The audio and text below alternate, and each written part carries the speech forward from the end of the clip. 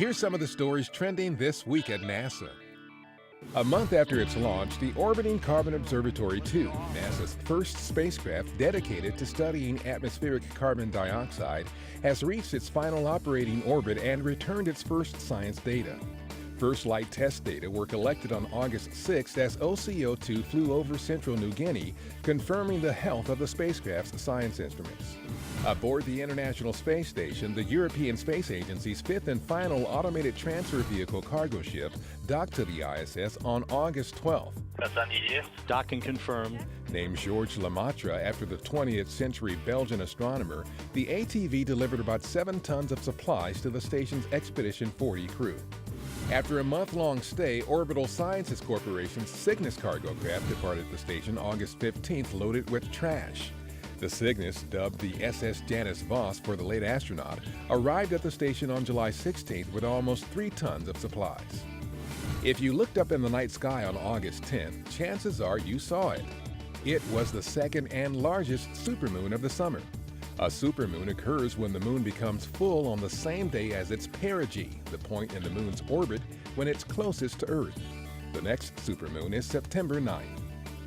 This image from NASA's Nuclear Spectroscopic Telescope Array, or NuSTAR, shows the extreme blurring and stretching of X-ray light from a corona caused by the intense gravitational pull of a supermassive black hole 324 million light-years from Earth.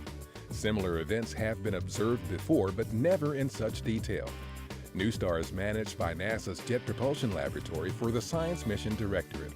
Engineers at Stennis Space Center moved the 1.2 million-pound main propulsion test article structure previously used for propulsion testing with the Space Shuttle to a base platform on the B-2 test stand in preparation for testing the Space Launch System core stage. Another 1 million pounds of steel will be used to extend the structure so that it can accommodate the SLS core stage.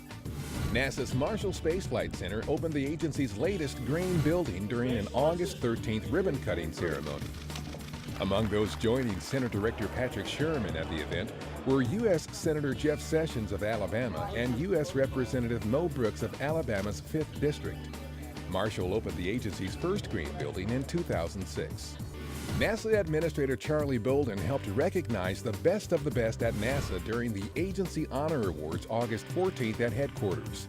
The annual event is meant to highlight the distinguished contributions of the honorees and to thank them for their valued service to NASA and its mission. And that's what's up this week at NASA. For more on these and other stories, follow us on social media and visit www.nasa.gov/twan.